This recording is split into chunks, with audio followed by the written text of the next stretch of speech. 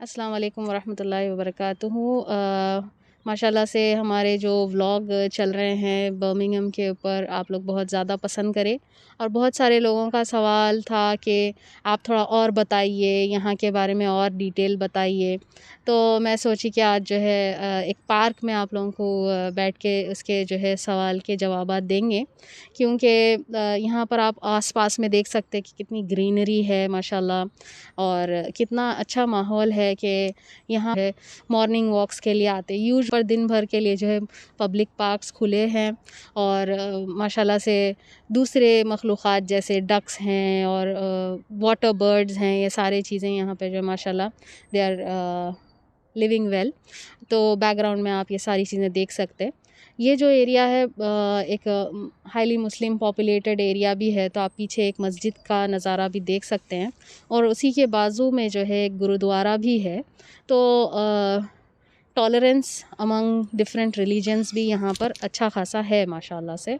और जहाँ पर बात ये है कि कैसी है यहाँ पर लाइफ कैसी है, तो जो लोग सवाल किए हैं कि कितना यहाँ पर आसानी है या नहीं है, सर्दी कैसी है, कैसा हम मैनेज कर सकते हैं। तो सिंपल से ये है कि देखिए आप का नज़रिया कैसा है नई कंट्री में आने के बाद, वो डिपेंड करता अपनी अपनी पर्सनालिटीज़ पे।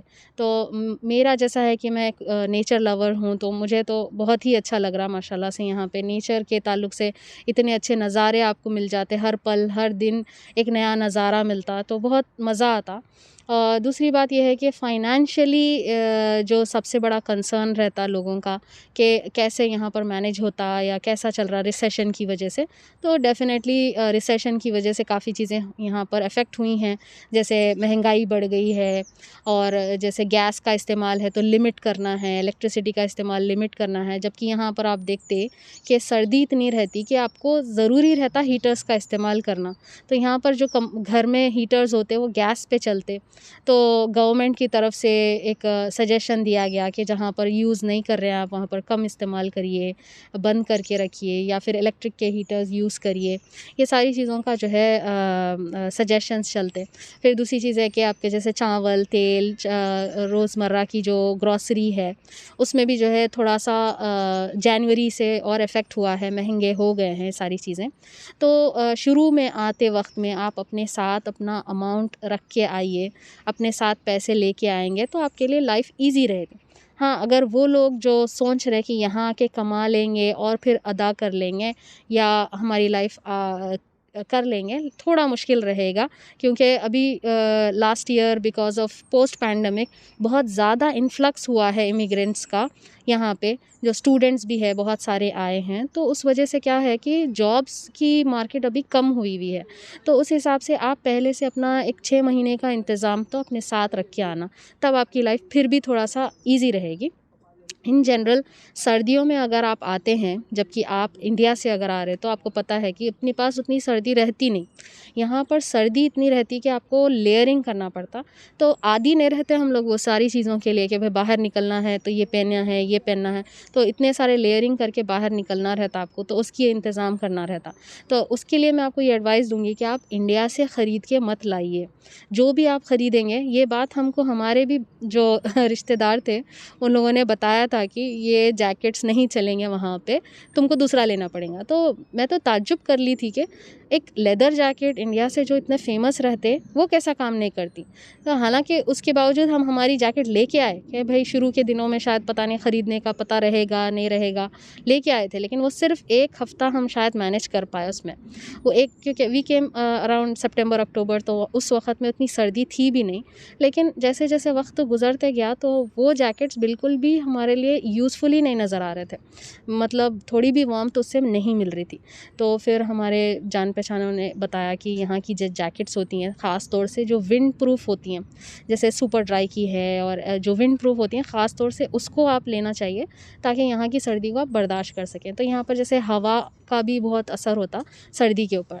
तो सिर्फ सर्दी है तो आप ऊपर से कुछ भी कवर कर लेंगे, लेकिन हवा के साथ जो सर्दी आती ना तो बहुत ज़्यादा आपको महसूस होती। तो सुपर ड्राई की एक अच्छी कंपनी है जिसमें कि आपको इन्हें फ़र्स्ट क्लास कोट्स मिल जाते, जैकेट्स मिल जाते और उससे भी बहुत सारी कंपनी है, जैसे नॉर्थ फेस भी है, ऐसे कंपनीज़ है, तो उसमें भी जो है आप जैसे भी हो सकता है ले सकते हैं। But you have to take care कि वो विंड प्रूफ हों, और रेन वाटर प्रूफ हों। तो क्योंकि यहाँ पर बारिश बहुत ज़्यादा होती है ना, every day you can see that, थोड़ी देर के लिए तो बारिश होती ही होती है, चाहे रात में हो जाए सुबह में हो जाए, तो you have to be careful about that. फिर इवन छतरियाँ भी, अगर आप अम्ब्रेलाज है तो वहाँ से आप स्टाइलिश लेकर आएंगे बोल के सोच रहे हैं, तो वो भी जो है यहाँ मुश्किल हो जाता। हम लोग जो वहाँ से लाए थे, यहाँ पर हवा की वजह से इतनी आसानी से वो पलट जाते हैं, तो आप यहीं से जो है उसकी अम्ब्रेलाज का भी इंतज़ाम करना चाहिए।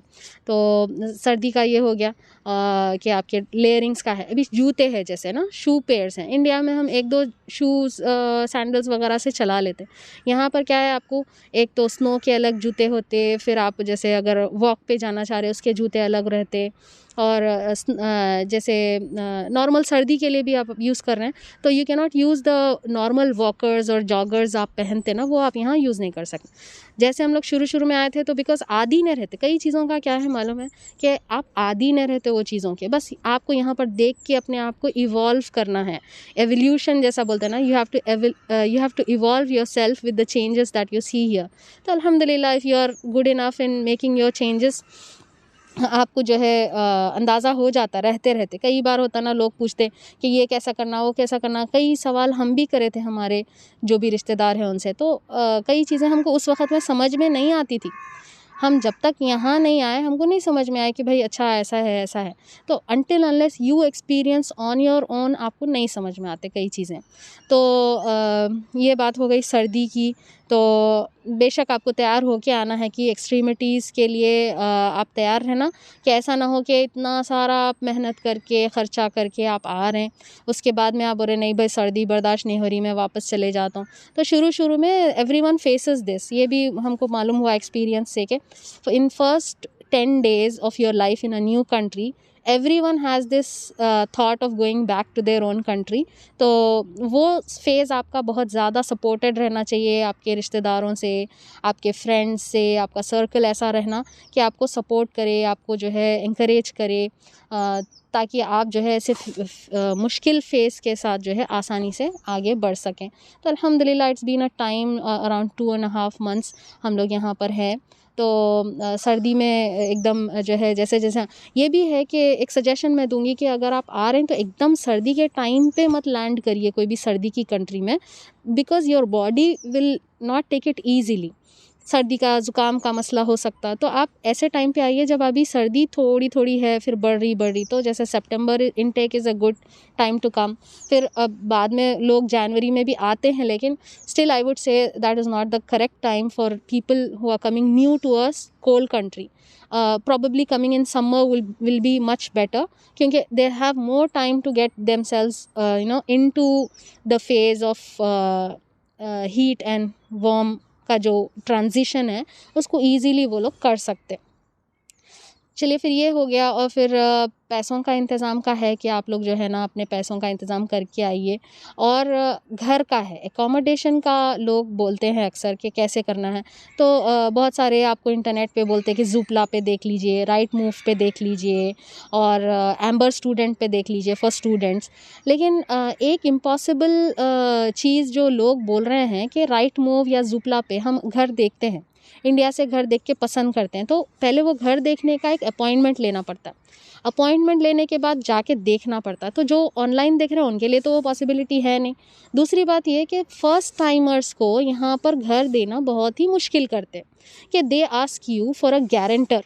आपका एक गारंटर होना जो बोलना कि इनके ऊपर भरोसा है हमको, आप इनको घर दीजिए, लाइक गारंटी। तो who will become that guarantee for the first timers? It's a very difficult task to go about। तो जब तक आपके कोई पहचानत वाले यहाँ पर है तो बहुत अच्छा है यहाँ पे, इसीलिए है पहचानत होना इसीलिए ज़रूरी है। और जैसे वो लोग पूछते हैं कि आप अपने बैंक के डिटेल्स दीजिए या स्टेटमेंट्स का प्रूफ दीजिए कि आप यहाँ पर भरोसेमंद हैं, आप रह रहे हैं यहाँ पे इस तरीके से, तो कैसे देंगे? जो फर्स्ट टाइमर है ना उनके पास अकाउंट रहेगा ना स्टेटमेंट रहेगा, कैसा देंगे?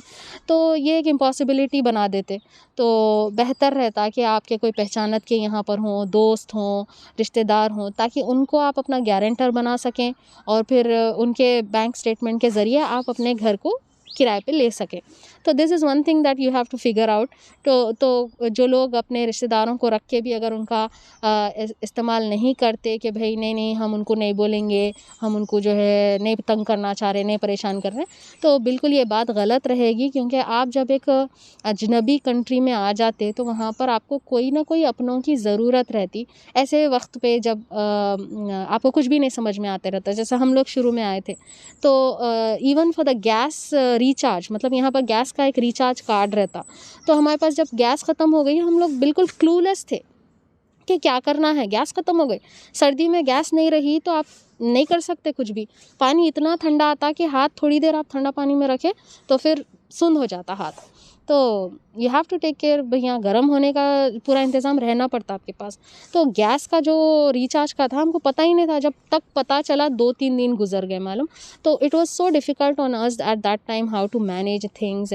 जबकि हमारे जो आसपास में थे वो लोग यही बोल रहे थे कि नहीं अभी वीकेंड का टाइम है, you know this is a big deal.